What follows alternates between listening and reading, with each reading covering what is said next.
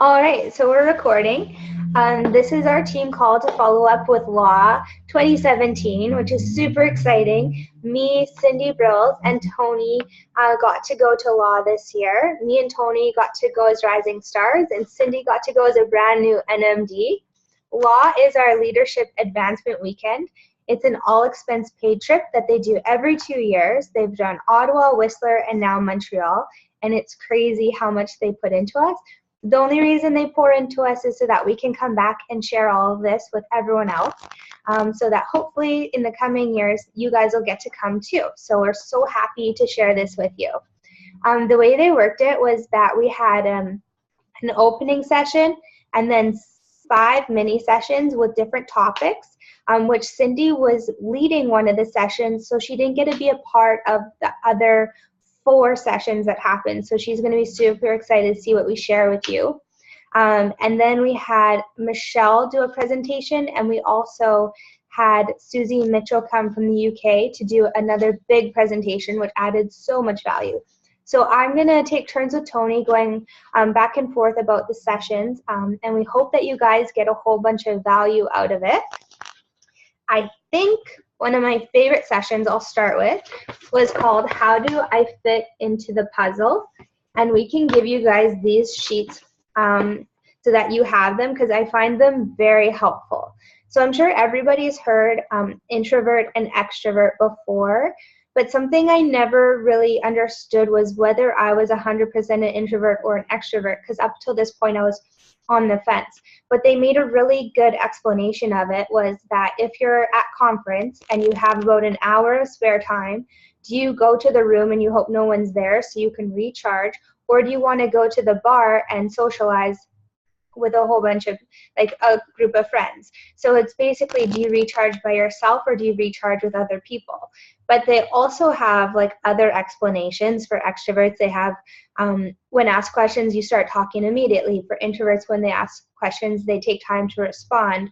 Wants contact, and extroverts want contact with a variety of people, and introverts really thrive on those one-to-one interactions. And so this is really good in leadership to know if your teammates are extroverts or introverts, because you want to help them thrive in whichever one they are, and then also just like honor them for that. Not trying to make them one or the other, but finding the strengths in each of them. And then what was cool is we went even further and we did thinkers and feelers. And then it helped you understand people even more and understand yourself even more, because sometimes we see other people in this business and we wonder, like, if what they're doing is what we should do. Like, let's say we see Michelle Ball speaking and we wonder, do we all have to aspire to be that big speaker? But there's room for all of us in this business, and some people will be the planners. Some people will be the most amazing collage makers for promotions. There's going to be room for all of us, and that's why this is a team business, is because we all fit together so well. So thinkers are going to be the ones that are logical. They come to decisions based on impartial judgment. They're task-oriented and they have clear values and they're very brief and businesslike, whereas feelers are sensitive and they make decisions based on social considerations and listening to their heart. They factor in interpersonal information, so they're going to go off of like the feelings they have, whereas thinkers are just going to be like cut and dry facts. And then we have judges and perceivers, and this one was really big for me because knowing whether someone is a judger or a perceiver is super helpful. The judges are going to be the ones that have lists and tasks and they can like knock them out of the park. The perceivers are going to be the ones like me who, when they're on a call, they get Cindy to make the list and resend it to them, because if I write a list, I'll usually leave it in a province or go traveling or have loose papers everywhere with that list on it. So just knowing, it even says on here, lists are floating pieces of paper. So just knowing which one your teammate is and then working with them and having a balance there. And something really cool is that as a perceiver, I was always having a very open schedule and not committing to anything. But at the same time this year, I've definitely moved towards being a judger, just because I realized to help me thrive, I needed to do that. So I started to set a schedule, make commitments. So then also just acknowledging that sometimes you'll be on a sliding scale of these things. Then we also have on here each one sorted out And then you have strengths, vulnerabilities, challenges, and how to interact with them. And you have that for all different kinds. So these handouts will be really helpful so that if you can work with your team and help them decide which side they fit on, and then that way you'll have a better understanding of how to work with them. Sometimes people join our team and we have no idea who they are. I don't know if that's for everyone else, but I have a guy on my team that I met at a gas station. If like someone asked me to pick him out of a lineup of criminals, I wouldn't be able to tell you what he looks like. So sometimes getting to know your team on a level like this can be very helpful to help them thrive. Tony, do you have anything to add to this one? Oh, did you unmute? You did. Okay. I honestly loved how it teaches you how to work with people with different strengths than you. So not only if you're an introvert versus an extrovert, but how to deal with them. So that was a big thing to me. Like it literally lays down in the sheet what kind of things you could do for them. And so I liked how you assess yourself and then you assess everybody else and then you're able to kind of look at it. So I thought that was a really powerful lesson. That was awesome. Yeah. I agree. That was like one of my favorite parts was like, well, I can't wait to go home and try and convince my team that I want to do this activity with all of them because I think it would help me so much. Yeah, I think everybody should. And then I also thought it was cool how you can work yourself out of being an introvert or an extrovert. Like the more you work on yourself with personal growth and that, you can move out of it, right? And so be able to be more in the middle. Because I know those like Michelle and them, the longer that they've worked on themselves, they say that they're more kind of down the middle between the two. And so that's something you can work towards, right? So I thought that was pretty neat too. Totally. Sweet. Okay, your turn to pick one. All right, I'm going to do team culture. Now, this was presented to us by Yvonne, as well as Megan Raby and Elisa Harriman. And it was pretty cool in terms of, it was about how to basically build your own team culture within your group. So the cool thing with the weekend is that everything did go into all around about personalities and such. But with your team culture, you don't want it to be stuffy and whatnot. You want to be able to have it personal and have everybody feel a part of it in their own different attitudes and perceptive. So she did a really good idea about having a lot of get-togethers like potlucks and stuff and just hang out as a team. So I thought that was really kind of cool. I do have a personal team meeting that we do with my group that's usually just like a coffee shop kind of a get-together where everybody gets to kind of just meet up and talk about life, because in the long run, it can't always be business, right? So you talk business 80% of the time, but it's fun just to kind of let loose. And then those that aren't really pushing for the top and stuff, they also feel welcome in a group that isn't always business, right? So kind of cool for those that are lower in your team and not really pushing for things to feel like they can just come in and have coffee and visit with everybody, right? But you need to spend time with your team to inspire them. And I thought that was important because, you know, if you're sitting there doing all the work and everything and just having them watch you and then they don't really know you on a personal level, it's kind of hard for them to reach out to you as well, right? They had, so Yvonne does a lot of personal notes for like everybody, and she had shared with us that one thing that she insists on doing is she sends everybody a personal message singing happy birthday.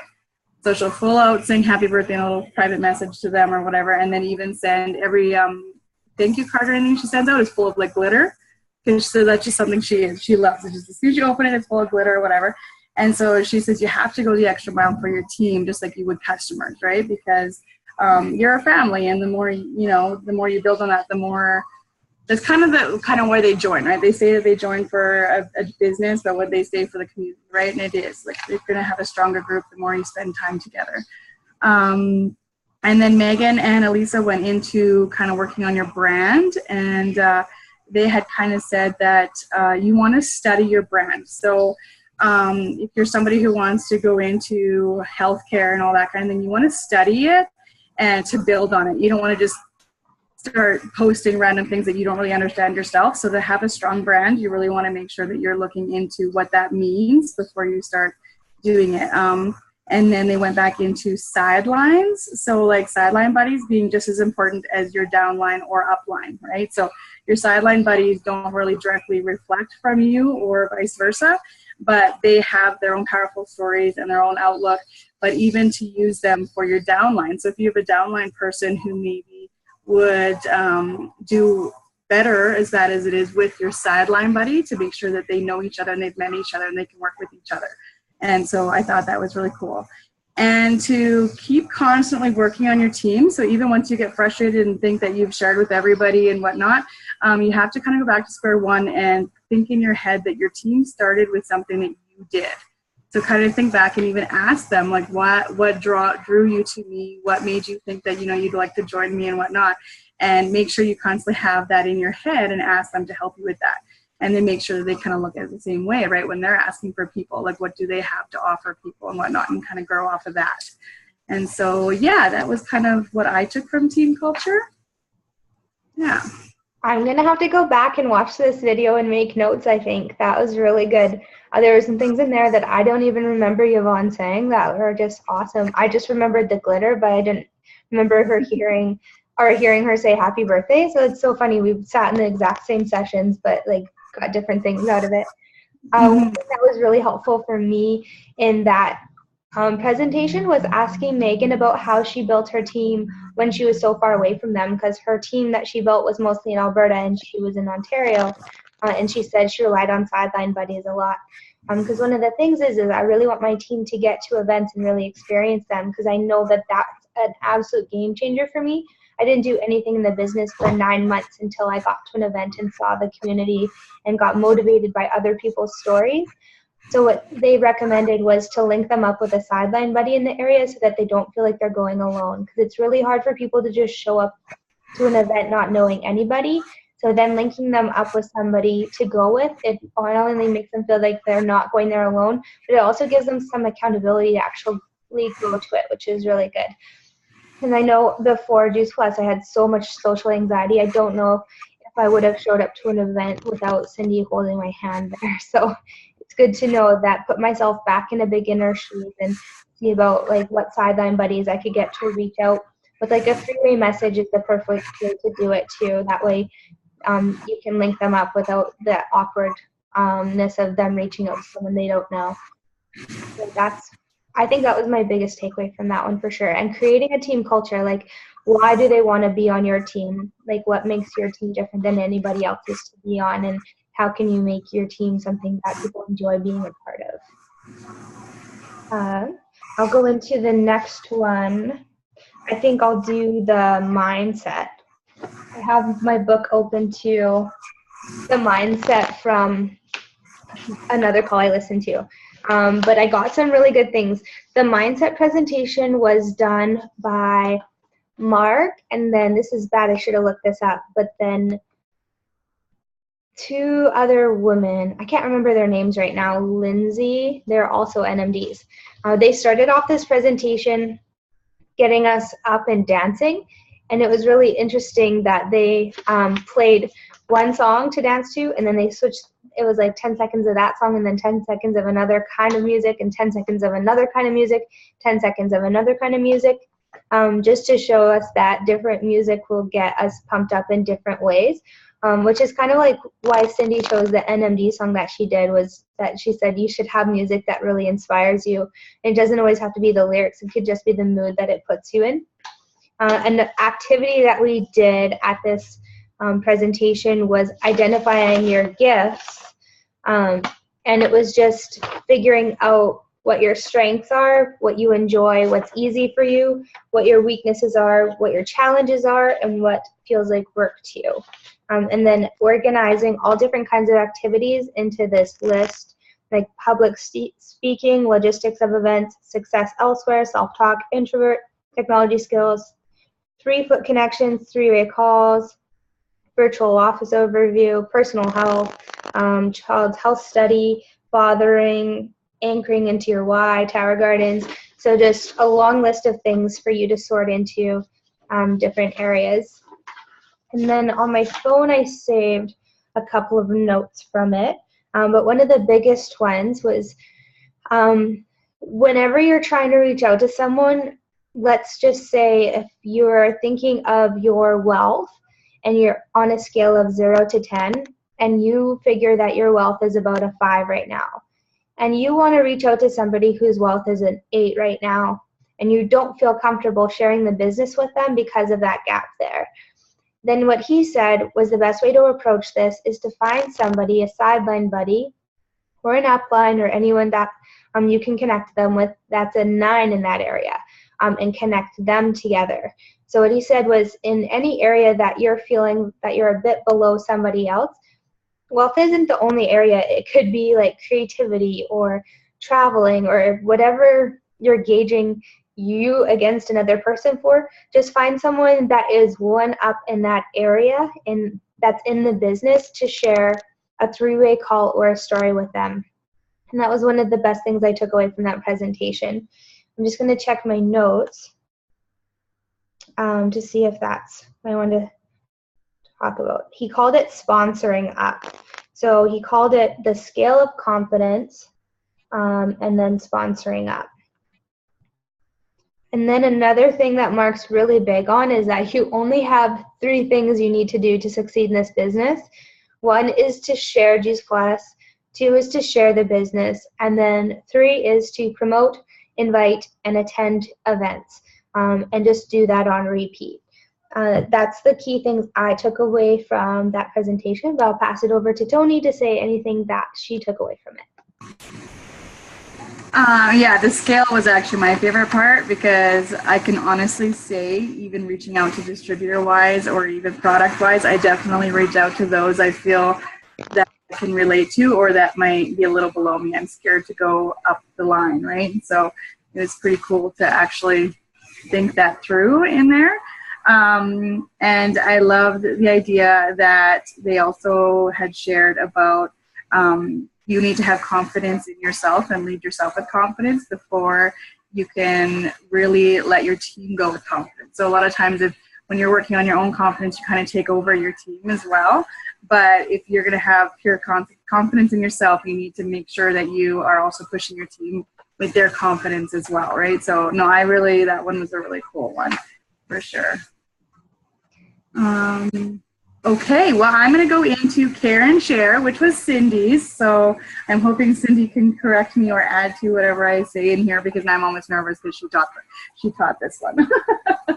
But what I took from this one was definitely go beyond for your customers. So I've always been one that, I reach out on those given numbers, on day 10, on day 30 or whatever, but I feel like kind of robot in it, right? Like I feel very, but what Cindy and Teresa and Joan had shared was that you have to go over and above, almost like their family. Like make sure that you give them, like track their order for them, make sure you keep track and let them know when they're getting it and stuff. I know that now, especially with the portal, that they can see that themselves, but it just shows that you're going that little extra mile for them. And gift cards. So Joan had on there that one of her reps actually they use Starbucks, I believe is what it was, and they actually get a card that has all the reps Juice Plus information on the actual gift card. So they're able to like add their Juice Plus information to the gift card, which I thought was neat. So it's kind of like making your own gift card, but attaching it with another company. And then make sure to always say thank you for referrals, like go the mile and do the personal handwritten notes in the mail. Most definitely phone calls, which I am definitely bad with. But I think the big thing I took from Teresa with this one is that you never know conversation how someone's feeling or thinking. Like, so when you have someone on the phone, they tend to talk a little bit more about how they're feeling and what they're doing and whatnot, whereas in a text message, a lot of people can be very blunt and just very, you don't get past that with them. So I thought that was pretty intriguing with why phone calls could be a lot better. They also shared a lot of verbiage and stuff with us. We can add the links to those sheets that they gave out, that gave you some ideas of conversations and such you can have with people. But also the Shred 10 guide they shared has some amazing verbiage with how you can reach out and talk to people. So that was nice. And each customer is going to need a different amount of care. So I know for sure that I have some customers who would really rather just be left alone and do their thing or whatever.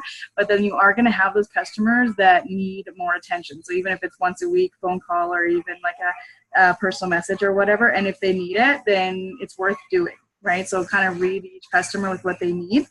And and then also treat your distributors as if they are customers. So the only way to teach customer care in that is to actually show your reps, and the best way to show your reps is to actually do the customer care with them, right? Which I thought was pretty cool.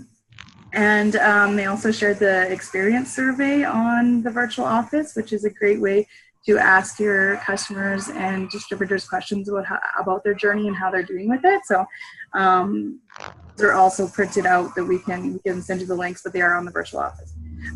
And then another cool little tip I kind of took was from Joan, is to make sure you have your comfort tools ready before you make a phone call or whatnot. So even if it's like a little handout we get in the mail, even if there's like a certain script or verbiage in there that you like, that you feel confident saying, or like how it's set up, you can like just have it highlighted and have all those kind of things surrounding you before you make the phone call or whatever. Like, so you don't have to have everything lined up and perfectly ready to go. You can just kind of have it sitting there so you have the confidence and that it's there if you need it, kind of idea.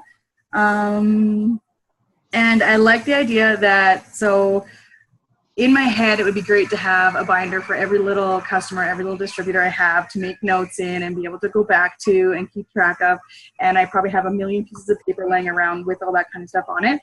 But it was nice knowing that on the virtual office, you can make notes under each customer or whatever that can be saved into the office for you to have at a quick glance, and then be able to call them and have it all right there, which I thought was awesome.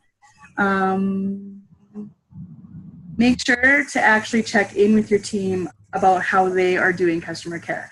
So a lot of times, we do our customer care and we kind of forget about it. We just expect them to be doing it, but like, it's make sure it's like a monthly thing that you're going through, or even a weekly thing going through and checking up on them. And then we actually have, from law, we have a little accountability buddy that we were assigned that we get to call at the end of June and kind of double check in with them to see how they did with doing that with their team and whatnot. And so accountability buddies are definitely an awesome thing to have. And then just to make sure that you can identify a raving fan. So if you have a raving fan, make sure you're take advantage of that and use them as maybe getting into the business or sharing a testimonial or whatnot with you for you to share. And a nice little quote they ended it with. They actually give us these little like wooden hearts to take home, which I want to like stain it and make it all cute and have it kept for forever. But they had this little quote that they ended with that says, "Your heart knows the way, make sure you run in that direction."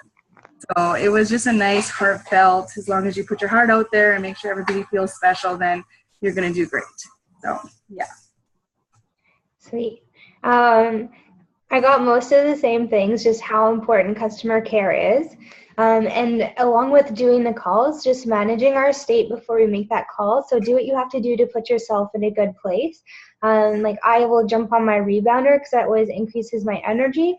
And just like when we're doing these Zoom calls, talking like you actually want to be there is so important than if somebody was to talk like they didn't want to be here, or if they're insecure about it, it might come off as like they don't care. So do these calls with confidence and speak from your heart, just like you would if you're trying to present something that you're really passionate about, because people can sense when you really care. So just try to put your heart out there. Another thing that I relate this to is Tony Robbins did a talk once where he talked about coming home from a trip and really not wanting to do all these calls that he had to do, but then just realizing he had to shift his mindset about it. So what he did was like, first he checked himself, and he was like, years ago I would have killed to get to speak to these people, but then he just decided to do it in a different way, and he took his list of like his calls to the jacuzzi with some wine or something and just made it an enjoyable experience on his end, so that he just was managing his state so much better. And then I'm a big fan of sending traditional mail, and those hearts that we were given, I didn't know how significant it would be, but I had a really kind of scary medical appointment happen when I got home from law. And when I was at the cancer clinic getting checked up, I had to open my bag for something, and I looked down and that heart was sitting there. And I just think how sweet that is if we give these little gifts to our customers. You never know at what moment they're going to look down at them and really appreciate that we sent it. So one little wooden heart could mean so much. So when you're thinking of what to give to your customers, it really doesn't have to be anything much. It could just be the smallest thing that could mean the world to them. And that's why I just had to bring that up, is because giving little things like that and sending mail can mean so much to people. We usually just get our mail filled with bills, and so it's so nice when someone takes the time. Even if you think of birthday cards, like the last time you got an actual physical birthday card in the mail, now people usually just post to Facebook. So just taking that time to send out actual real mail is really genuine and sweet.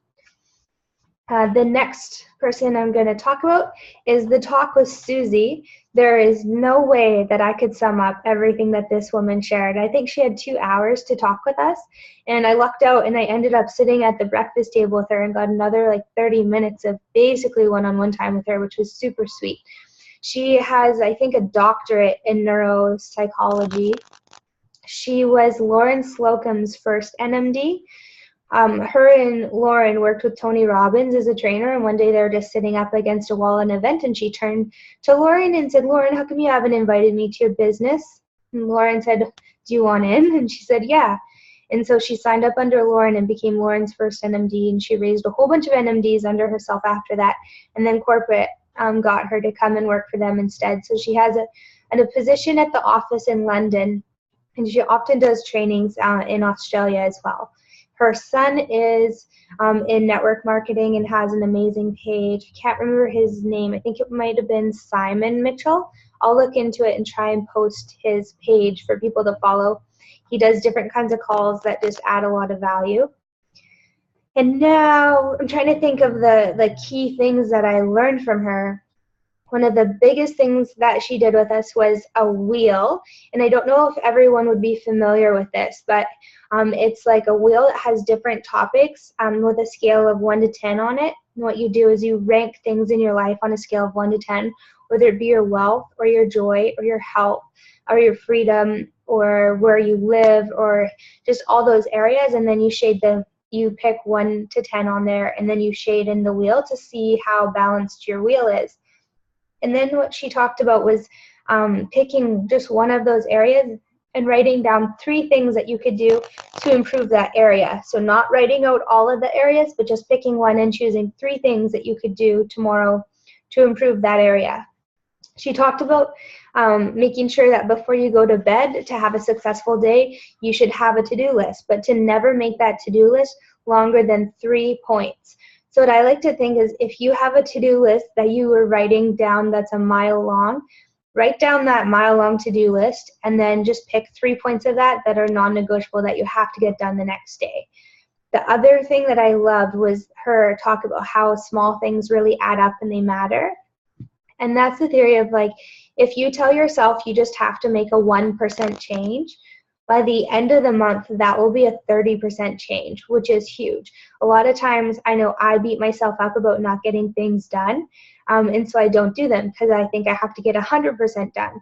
But if I tell myself I just have to get 1% done, I'm probably going to be more productive just by the fact of it's like more bearable to do it. I'm just going to, again, glance at my phone to see what I chose from her presentation.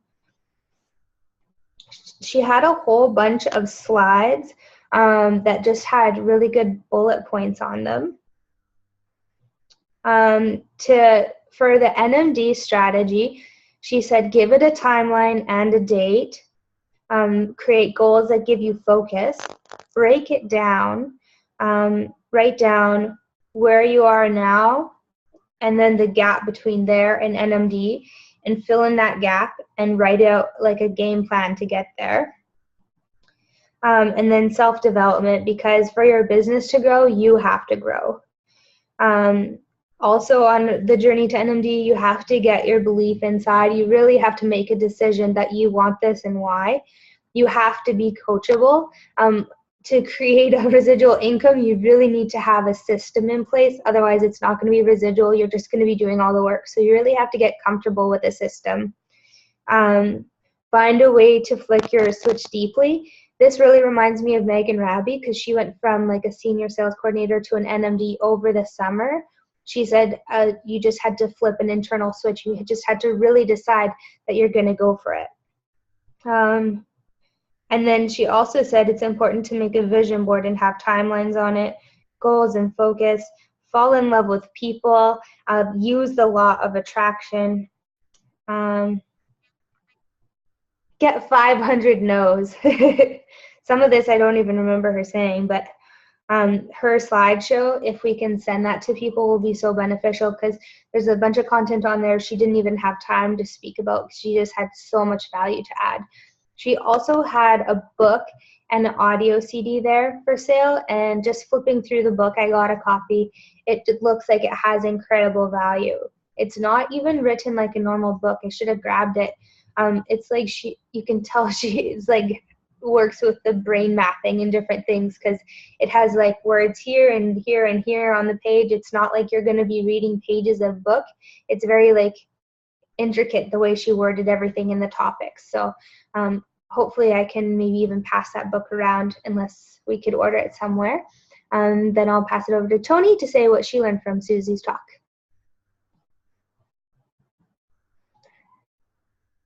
I think you're muted. All right, good? There we go. Yeah, she was pretty cool. She's a lot of fun.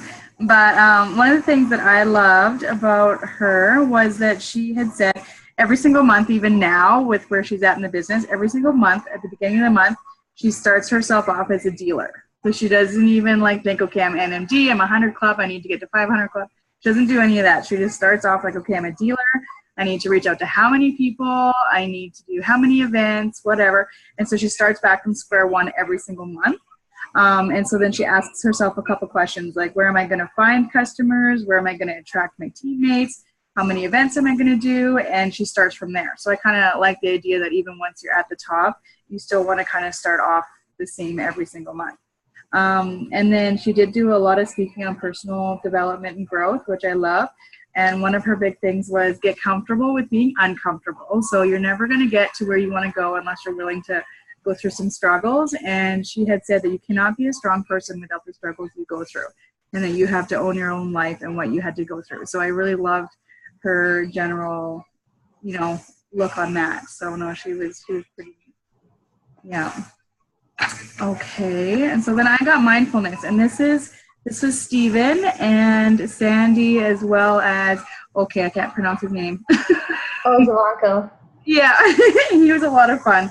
And so it was the three of them, and they all spoke about mindfulness. And I know I had heard a lot of Stephen's story from Sacred Space, but the other two's being incorporated in it was pretty neat. So basically this is about pushing through your limiting beliefs and like the story you tell yourself. So if you don't think you're good enough or whatever, and you kind of relate that back through life as being your thing you need to push through, he says that you really need to almost change the conversation you have with yourself in your head, right? Like if you say, I can't do it, you need to change it and be like, I can and I will, right? And it's kind of like what you tell yourself. And another big thing was paying attention in a particular way on purpose in the present moment and not judgmentally. So if you would normally be one that if someone was talking, you're kind of like looking off in the distance, rolling your eyes, kind of not really paying attention. He says that you need to be there 100% in every single situation. And I actually looked at this a lot on a personal level with even with my kids, because like right now I feel like I'm in scatterbrain everywhere, that a lot of times I just kind of like lose focus of what's going on around me. And it kind of just made me look and say I need to plug into what's happening every single day, right? And they also talked about meditation and like focusing on yourself. And so even if you do 3 to 5 minutes of meditation a day where you just sit and focus on your breath, and he says you don't have to be a pro with it. I think this is why I've never actually done it, is because I feel like there's no way I can just shut my brain off, because that's one of the biggest things I struggle with. But even if your mind wanders, just to pull it back and do it again. And just having that will like set yourself in the mood, right, and get you focusing. I kind of quoted him as be in the hug. He said I have to be in the hug. Make sure you're in the moment. Don't think about how long it's lasting or what the other person's thinking. So sometimes if someone gives you a big hug, you kind of go, okay, this is getting weird. It's taking too long. Why are we doing this? Instead of going through all that, just 100% focus on being in that moment, right, and take it for what it is. You need to love yourself first so that you can love other people for who they are. I really liked that. And then towards the end of it, they had kind of looked in like, what is the one thing you've avoided in the business, but you know you need to do? And so they kind of called it out in the sense where we could all be playing a little bigger than we are, right? Like everybody holds back a little bit. And for me, that was my why. I have still yet to actually fully come down to what my why is, business or product related. And so I kind of took that as, okay, I got to stop playing small and start playing big and push through those things. And same thing, if something inspires you or gets you excited, make sure to study it. Don't just move on to the next thing. So even if you read a book and you loved everything about it and you're just going to like put it on your bookshelf and walk away from it, if you loved it that much and it had that much meaning to you, maybe read it a couple times and really let it process before just moving on to the next thing. The past, so even with your limiting beliefs, everybody had a struggle that they grew up through, whether some are harder than others, but just to really focus on the fact that the past does not exist. So anything you struggled with in the past or everything, it's done. You need to move on and look at the now, but not move too far into the future. So even if you do, okay, when this happens, this is going to happen and whatever, you can't dream like that either. You need to live like right now. So like today, I'm going to do this. Today is going to be this. And really focus on that and not always just push things into the future. Don't use your story to feel bad for life. Use it to fuel the future. So instead of saying, I struggle with, I have 5 kids, I have whatever, like all the excuses you can live with now, use them to push you into the future opposed to using them now, right? Shift your feelings when you're going through kind of a hard time and you're feeling a little bit sad for yourself or sad for a situation, go back into gratitude. So instantly think of 3 or 4 things that you're grateful for no matter what, and that'll immediately turn your mindset back into a positive side. And yeah, I really love the whole don't play small thing. That was one thing that really hit me big. Yeah, so it was just kind of like everybody has their story and you have to own it. I think that was a big thing to me, is that it might have sucked, you could have had things a lot better. You could have had things, happen a lot different, but just own it 100% for what it was. So you can't change it. You can't move forward. You wish it would have happened different or whatever, but that because of that, we all have our own stories now. So like not a single rep or person on the product has the exact same story that goes with it. And so because of it, we all have this amazing community of stories that we can move forward with. And so don't ever look at your story as being something that couldn't help somebody or couldn't push you through, because that is your story that you should own it 100%. So that was kind of the big thing for me. Sweet. One note that I wrote down really big was stop comparing yourself. Their journey is not yours. Sometimes we look at people who hit NMD in a short amount of time, especially within Team Synergy. We might be kind of pushing ourselves towards that same goal, but that's just, we should work on it, of course, but everybody's journey is different for different reasons, and everybody's story is different. And just like you said, we all have one thing in common, and it's that we're all playing too damn small with our lives. And so when you look at what you're avoiding, what you're not doing, that should be what you put on your next to-do list, and get it out of the way. Because our fears that we don't face define our limits. And so don't draw the line in the sand at what you're afraid to do. And talk it out with people, because maybe you're afraid to do it because you shouldn't do it too. So a lot of times shadows can live in our lives, but if we bring those shadows to light by sharing them with people that we trust, we can't really live there anymore. Same with our goals. If we share our goals with people, we can't really keep them secret and not achieve them either. People can hold us accountable, which is really cool. And the same thing with bullshit stories we create in our heads of why we can't do things or what's holding us back. If we share those with people, well, sometimes we'll see they're not true at all. Sometimes the things we believe about ourselves are something somebody else put on us. Sometimes people can be not fair and not nice, and they'll say something to us even maybe when we were kids, and we'll carry that through our entire lifetime, believing that to be true, even on a subconscious level. So whenever you have a shadow, I encourage you to really sit with it and then share it with someone you trust so that you can bring the light to it, because we don't have to face this whole thing alone. And we are in such an amazing community to have these uplines and sidelines that I know I for sure feel 100% supported in sharing this journey of personal growth, which is super cool. And then another takeaway was positive affirmations. Just telling yourself good stuff every single day. Like all day at work, I knew like shit could hit the fan at any moment. And so I just kept telling myself, today is going to be the best shift ever.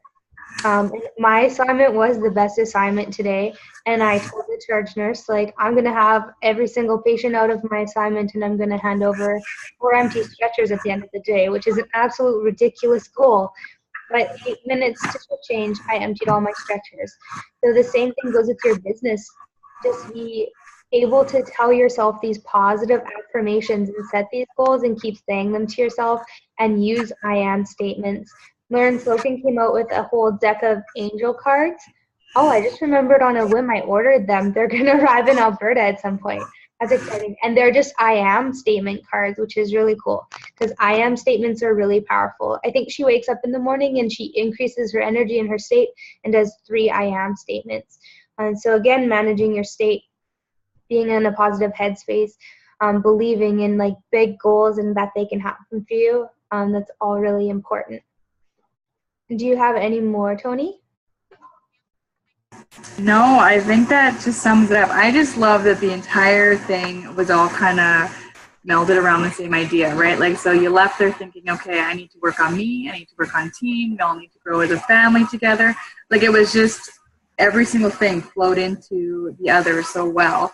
And hearing all the different standpoints of it from each person was definitely awesome. So, yeah, no.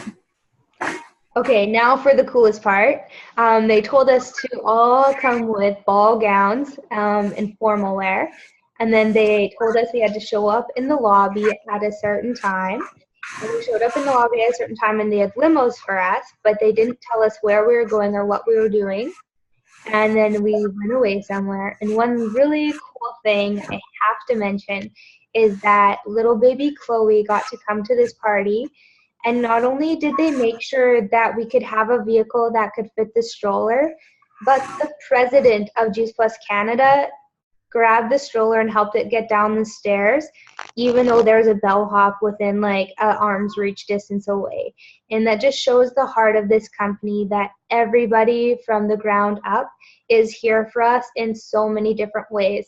The president of the company was the one calling the numbers for people to get in their groups for the limos. Like, it's just an incredible company that is full of humble people. And so we got in these limos and we went to what's called Circus Eloise, and they themed it Alice in Wonderland.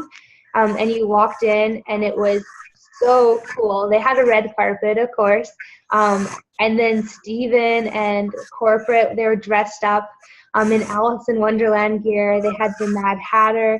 They had incredible acrobats. They had the bartenders with this massive trampoline, amazing food. It was just amazing that all of the events that they hosted for us were just like all expense paid, just trying to create magic for us to show us that we truly are a part of one of the best companies you could imagine. Mm-hmm.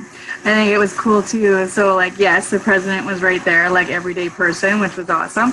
But I also loved how they invited like everybody from head office. So even the guys in the warehouse got to come and experience the entire weekend, which, you know, they probably don't really get as much recognition, as they should get. And here they got to experience the whole thing too. So I thought that was awesome. Yeah. And we had this contest going on throughout the weekend where we had to ask every staff from corporate and all the NMDs a question to get points. And the prizes were insane. They were flights and hotel to conference, and then flights, and then $250 gift cards. But also we had the guys from the warehouse. You had to go up and ask them questions, making them just as important as like the staff there and all the NMDs, which I really loved. Thank you for bringing that up, Tony. Yeah, I thought that was cool. Yeah, and I loved too that, so they put on this huge event. I couldn't even imagine how much they actually had spent on it. Like, I would think, like, yeah, you could probably do 4 weddings for the cost of this one party for us. But when I came home, the first thing some people had said to me was like, well, you know, they could claim all of it or whatever, right? And I was kind of sitting there thinking, well, yeah, they probably could claim it, but my day job would never throw me a party like that, even though they could claim that. So I was kind of like, you know, it was cool to think that they really don't have to do that kind of stuff, but they go over and above. Like they did not. Like we had even the hotel we were in, I could have just been happy just staying there, right? But then to change the complete venue, limos, the whole 9 yards, like it was way over the top awesome. Like it was cool. Yeah. Okay, sweet. I'm going to stop the recording now, and then we can have a quick chat, and Cindy can chime in if she wants to. 1, 2, 3. Goodbye.